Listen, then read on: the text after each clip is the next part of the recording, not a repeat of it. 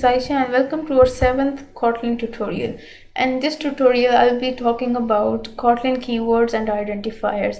So keywords are the reserved words in any programming language that are used to that have special meaning in a programming language to perform a special task. For example, here we had var keyword to declare any variable, for example a, and this is an integer variable which is declared by using the keyword var. So this keyword var cannot be used as the name of the variable. So there are two types of keywords in Kotlin programming language.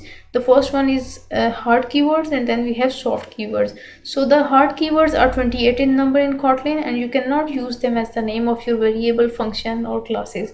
But the soft keywords can be used as the name of the function. For example, here if I type var and then again var, the name of the variable, and assign it some value, for example 12, then we have an error. So this is underlined. It means that you cannot use the keyword as the name of the variable.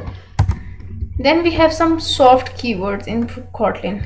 For example, here I have a keyword private, which is an access specifier in any programming language which specifies the scope of any variable or any function or any method. So I can use this keyword as the name of the variable, so because it falls in the category of soft keywords.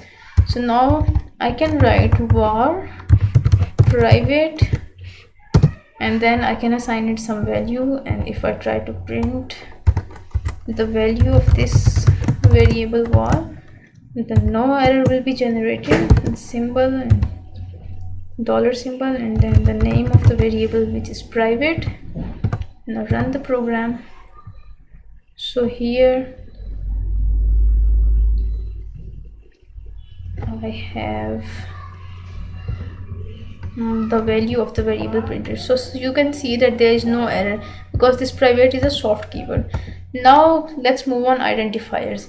Identifiers are the name of the variables, functions, classes, etc. And there are some rules to name your variables, and you can view that rules in my written tutorial. Here I have my written tutorial and you can see these rules. You can read these rules from here. So thank you guys for watching the video, and I'll see you in the next tutorial.